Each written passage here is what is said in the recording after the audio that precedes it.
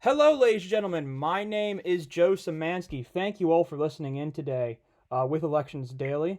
And we have a very great guest for us today. With us today is is the delegate in the House Yes. of Delegate Jay Jones. He is a Democrat, but his main article right now is that he is running for to be the next Attorney General of Virginia. Delegate Jones, thank you very much for coming on with me today. Hey, thank you for having me. I'm very excited to be here. Yeah. So I asked this first question to anyone who talks to me. So what made you decide to run in this election?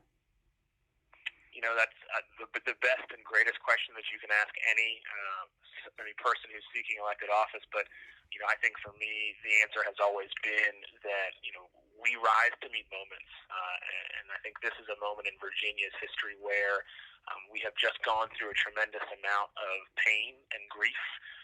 As it relates to this pandemic, with this George Floyd and Ahmaud Arbery and these things that we've seen across the Commonwealth and across this country, and I think Virginia is ready to close the chapter that we've just ended with Donald Trump and the administration on its way out, and we're picking up the pen as the first elections in 2021 in a post-Trump era, and I think Virginia is ready for new faces, different leadership, fresh perspectives, and I hope to be a part of that.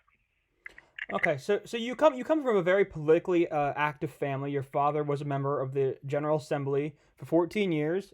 He worked in the Warner administration when Mark Warner was governor, and is currently a judge in the circuit court. While your mother is also a current judge on the judicial side as well. So how much has your of an impact has your family had on your goals and ideals in politics? My family is a big part of who I am. My story is not particularly unique to Black folks in Virginia or across the South. I'm the descendant of slaves on both sides of my family. But my grandfather, Hillary H. Jones, is the one who's really lights up my life. He was born and raised in Norfolk like me. He left for college and law school like me. And when he came back in the 1950s, it was a different time. And he had the opportunity to come back or to go other places, but he chose to go to Norfolk, which is his hometown, at a time when it wasn't particularly friendly to Black folks. And I often tell people I wish I could ask him why he made that choice. And my father said it's probably the same reason that you did, because you thought that you could make a difference in your community. And he had my uncle and my father integrate a school here in 1960, and he was very engaged in the civil rights movement as an attorney. He was the first Black member of the school board here in Norfolk, and so his commitment and his passion for helping communities that have been left behind or left out left an incredible mark on me. Although we never met, he died before I was born. It's his example that sort of guides me each and every day. Certainly, my family has been involved publicly for quite some time, and we try to give ourselves to help other people. But I come by this through my own passions and my own desire to improve the lives of Virginians, all 8.5 million of us and counting. And so whether it's familial, whether it's learned through school, or whether it's experienced through your life day to day, we all come by this earnestly. But for me, I think this is an incredible opportunity that we've got in front of us to seize the moment and really try to write this new Virginia decade in a way that we can be proud of, and it will highlight and value the things that are really important to us. Okay. That's really interesting because I think that'll kind of maybe shape what you're going to answer for my next question here. And this is a question that I think many different attorney generals across the nation kind of differ on. And it's how do you define the role of the attorney general's office and what you should be doing and how you should be going about as the attorney general and as the main legal counsel for the entire state? Well, look, every attorney's general office across the country is different. It is constituted differently in each state. The roles and responsibilities are not identical. In Virginia, everything that the attorney general can do is sort of put out by statute by the legislature. It is a consumer protection office. You are the people's lawyer. That's what I hope to be. But I think more than anything, the attorney general is a symbol for justice and for sort of the legal system in the state. And I tell people, who better to be the face of the state's justice system than someone who looks like what that system has oppressed for 400 years and counting? I think it would be a very symbolic gesture, not just to the state but to the country, about where Virginia is and who we are. And that's important to me. But also, we want to make sure that every person in this Commonwealth knows what the Attorney General's office can do for them, that it is there working for them day to day, making sure that they are sort of offering themselves up to be the lawyer of the people. It is very easy to sit in your office and join amicus briefs and put amicus briefs out with federal lawsuits. That's fine and good.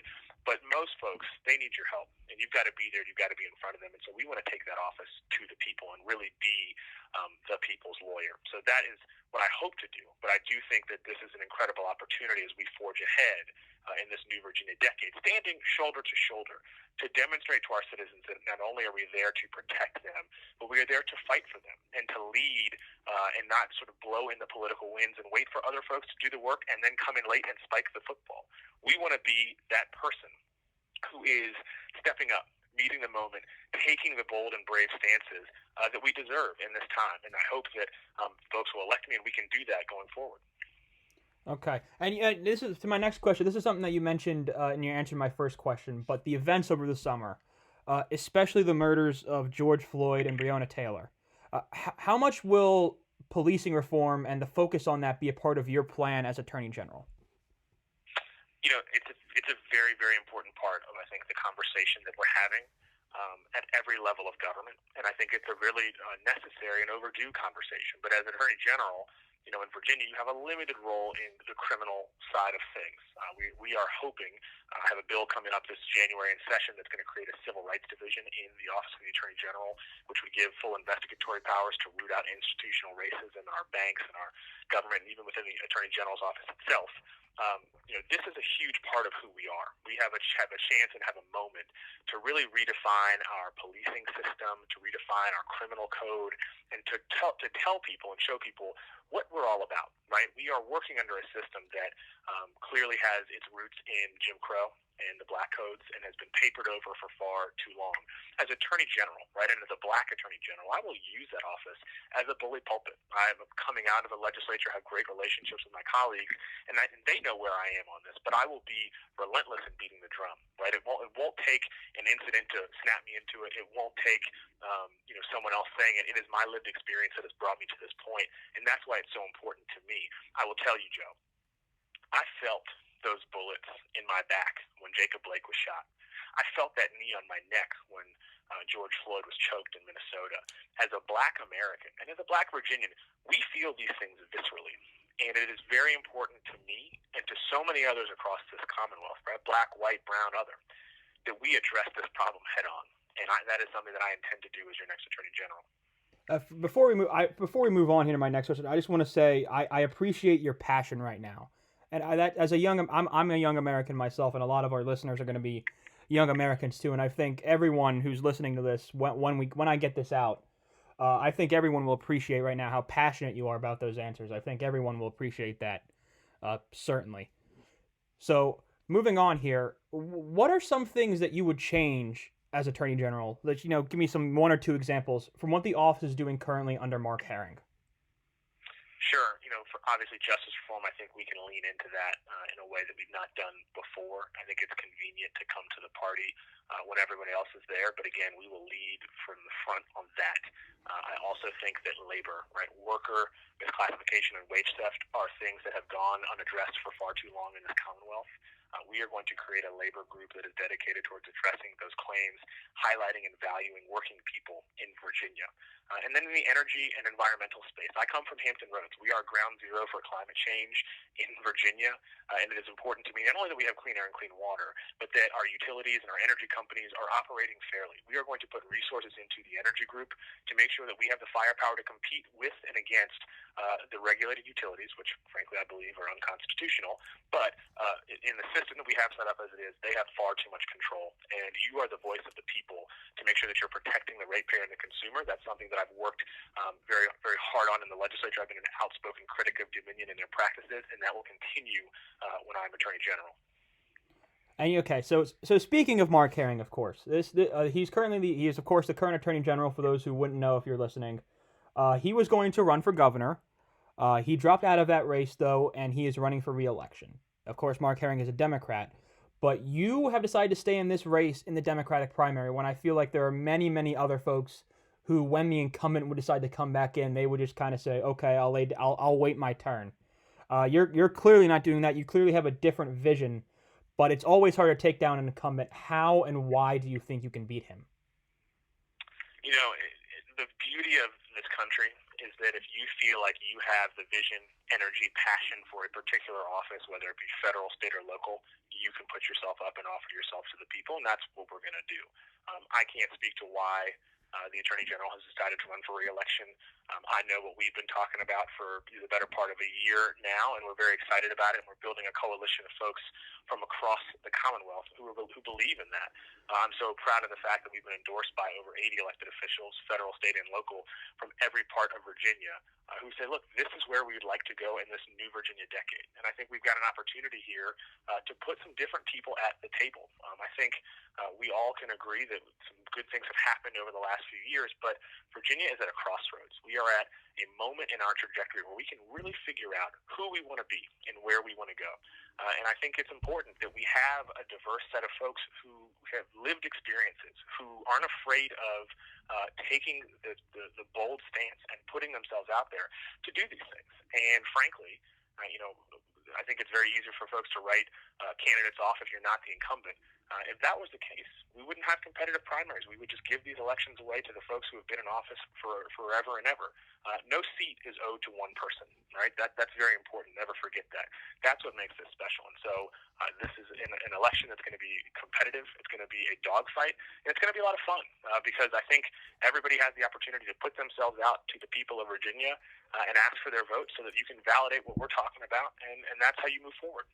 Okay, and to kind of stay on the idea of campaigns for a little bit. You're running, of course, a major statewide campaign. Under the stress of the pandemic. So how has it been, running that statewide campaign during the pandemic and kind of dealing with the limitations that come with the fact that we're stuck in kind of the time period we are right now? Obviously nobody expected that we would still be where we are right now in December of 2020. But those are the circumstances, and I know that we're all working very diligently to make it better. Right, the vaccine offers a glimmer of hope as it gets rolled out here in Virginia and across the country. I hope everyone's wearing their masks. I hope everyone's staying distant. But it has changed the dynamics of how you campaign. It's a lot more Zoom. Obviously, the large gatherings are no longer a thing, so it forces you to be more active. And so I spend a lot of time in front of a computer screen getting to know folks from across the Commonwealth, and it's been a joy. Before the pandemic, we were certainly traveling. I was the finance chair for the House caucus last year, and so I got to go all over the state and stump and help candidates raise money and help us flip the House in 2019, which I'm very, very proud of. And so we've been building toward this for a while, but you certainly got to be innovative and creative. The team that we've put together certainly has the capacity and the ideas to do that and to execute, and so you've got to make lemonade from lemons, and we're trying to do that as best we can. Okay, and the kind of in the range of the pandemic, this is kind of a similar question, just because it kind of relates to this. Mail-in balloting has become a major nationwide topic to discuss because of the lawsuits, the actions of the president. This is something that you yourself could have to defend in the coming, if you win the Attorney General's nomination. This would be something that you could defend in your term. So I want to know, what's your position on mail-in balloting, and how will you defend that position as Attorney General, especially as it will continue to be a controversial topic for the next 4 or 5 years? Certainly we want to make sure that the voting process is safe and accessible to everybody. In Virginia, we did an incredible job expanding access to the ballot box even before the pandemic hit, and I think that speaks volumes to our commitment to the electoral process. But certainly as Attorney General, we will make sure that we are vindicating everyone's right to express themselves at the ballot box. That is, to me, what makes us American, is that we have a right to vote in this country, and you should be able to go do that freely without fear of intimidation or fear of retribution. We are not some of these countries that you see across the globe where the elections are rigged, where there's violence. And as Attorney General, we want to make sure that everybody, no matter who you are, no matter where you're from, can go to express yourself at the ballot box early, if so, and safely if you're going to do it in person. But mail-in balloting certainly has been helpful. I voted absentee this year several times, in the primaries and then in the general, because it's the safest thing to do. And so, to the extent that we can continue that practice, we will do it, and we will make sure that it stays on the books. Okay. And now, moving back to you personally, you're only the age of 31, and that Yes. means if you'd win, you'd be one of not only the youngest statewide elected officials ever in Virginia, but also across the entire nation. So, kind of, how much is your age and kind of then your different perspective on the issues and what's going on in the world going to be a part of your campaign and kind of how you're introducing yourself to the state of Virginia? Well, you can't see me right now, but I do have an incredible amount of gray hair on my head, so I might look a little bit older than I actually am. But look, my day-to-day life, I'm a trial attorney, so I'm in the courtroom, 3 or 4 times a week.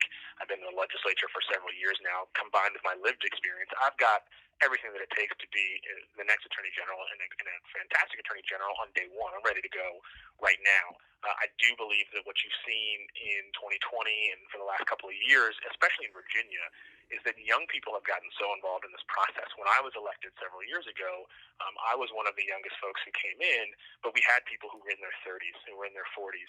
This is not the General Assembly. This is not the Virginia of your parents' generation or your grandparents' generation. Different folks, younger folks, are involved. They're staying involved, and their voices are important to the conversation and to the dialogue that we're having. And so, I do think that we have been able to sort of capture the energy and passion of the young people in Virginia, and we're going to continue to do that because our future is at stake, and our future depends on this, and that's very, very important to me as I continue on this journey and this campaign. Okay. And to move on to my next question here, you are one of the very few Democratic candidates in any of the 3 statewide races who resides in the coastal area of the state. That's an important area. The Virginia Beach, the Norfolk area, that's an important area to Democrats and their victories in the state.